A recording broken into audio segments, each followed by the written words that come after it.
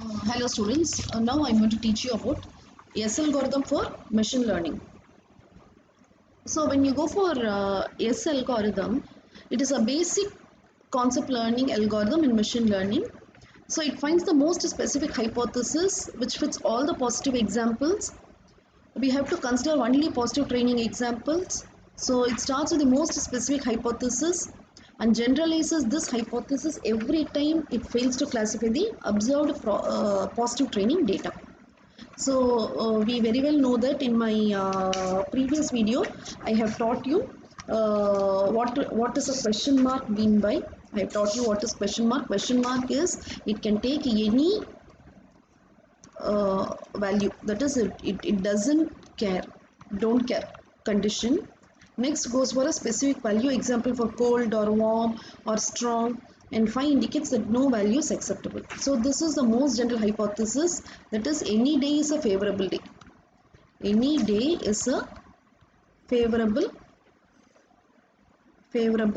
day for playing the sport, and this is null hypothesis, which is a negative, that is no day is a favorable day. Now the steps involved in S algorithm. So we have to start with the most specific hypothesis. So with h is equal to all zeros. Next, we have to take the example. If it is negative, there is no change occurs. We will not make any changes. If the example is positive, then we find our initial hypothesis is too specific and we update it to a general condition. So we have to keep repeating until we classify all the examples. So now we have a data set which have particular seeds are poisonous. So it is a classification problem in which you have to classify whether this particular seed is a poisonous seed or not. So these are this example, these are the instances. Always remember, these are the instances, these are the attributes, and this is your target concept C, and all hold together we call it as a training example D. So we start with the most specific hypothesis. Next, what we do, we consider first example. When we consider first example, color is green, toughness is hard, no fungus, appearance wrinkled, then it is poisonous. So first H starts with green, hard, no and wrinkle. It's a positive training example. So we start our general hypothesis like this. Next we consider the next example. You see in the next example it is a negative, it's a negative training example. So what we do, our hypothesis remains the same, green, hard, no and wrinkle.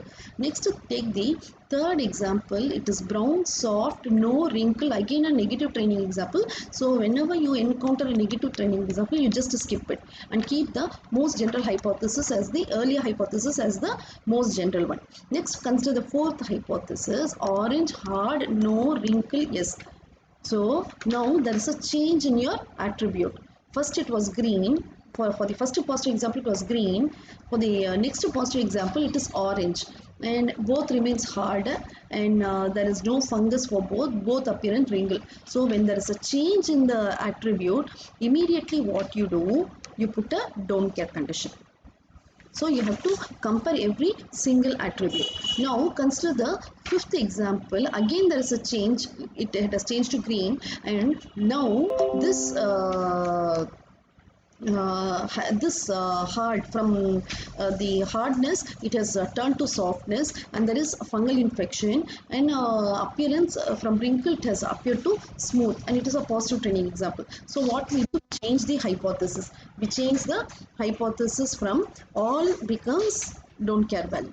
All becomes don't care. Again take the positive example. Next positive example, green, hard. Again from soft it has changed to hard. There is fungal infection, and from this it has moved to wrinkle. Again it's a positive example. So maintain the don't care value. So your final hypothesis will be all don't care value. So whatever data you give, whatever it is, it will be classified as yes, it is poisonous. Yes, it's poisonous. Okay. So how many instances will be there? Can anyone tell me how many instances will be there?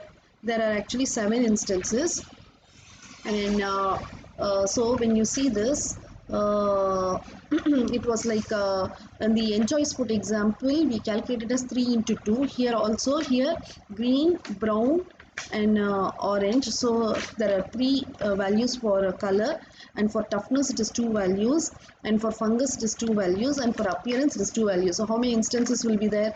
3 into 2 6, 6 plus 6 into 2 12, 12 into 2 24 instances will be there. And how many syntactically distinct hypotheses?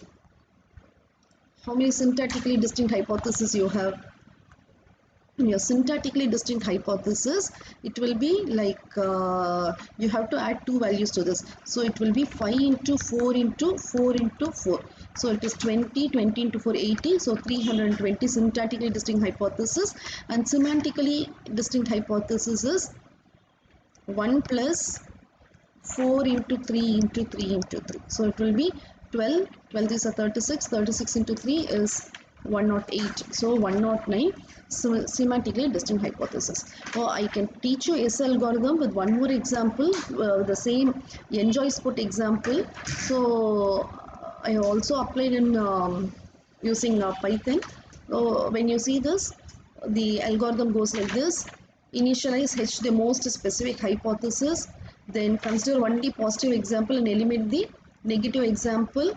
So when there is a change in the positive example attribute value, then you replace it with a question mark and initialize H. You have to identify a positive example. If it is a positive example, check for the attribute. If the attribute is same, then go to the next hypothesis or replace it with a question mark. Now limitations. There are few limitations, that is hypothesis not consistent, whether we cannot determine whether it is consistent throughout the data.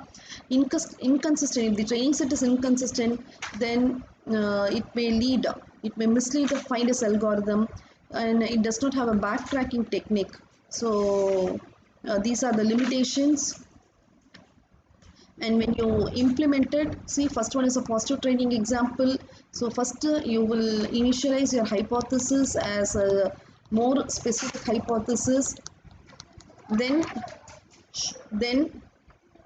we consider the next positive example. It is a sunny, warm, yes, mild, strong. Yes, strong. Next, consider this is a negative training example, so you can ignore this. Next, you consider this. When you consider this, it is sunny, but here it is from warm, it has changed to moderate, so put a question mark. It is yes again. Here from mild, it is given to normal, and in the wind is from strong, it has gone to normal, so put it as a question mark. Next, consider this one in sunny. Next one is cold, and next one is yes, so forget about it. Next, again from normal it has changed to high, so put a question mark, and from normal it has changed to strong, so put a question mark. So your final hypothesis will be, and also we have to consider this morning, evening, this time also you have to consider. First, for the first example is morning, next also morning, but here it has changed to evening, so this attribute also changes. So your final hypothesis will be question mark, sunny, question mark, then yes, question mark, question mark. This is what your yes algorithm does. So what we have done is we have implemented using pandas with the help of that is you have to import pandas as PD, NumPy as NP, then you read the data and print the data, then you read the attributes alone, print the attributes alone. Then what you do, you define a function called train c comma t. C is the target function, and t is whatever we generate, and for each value of I, you go and see the value and enumerate c, and finally you will get your hypothesis as this when you implement it in Python. This is all about your yes algorithm.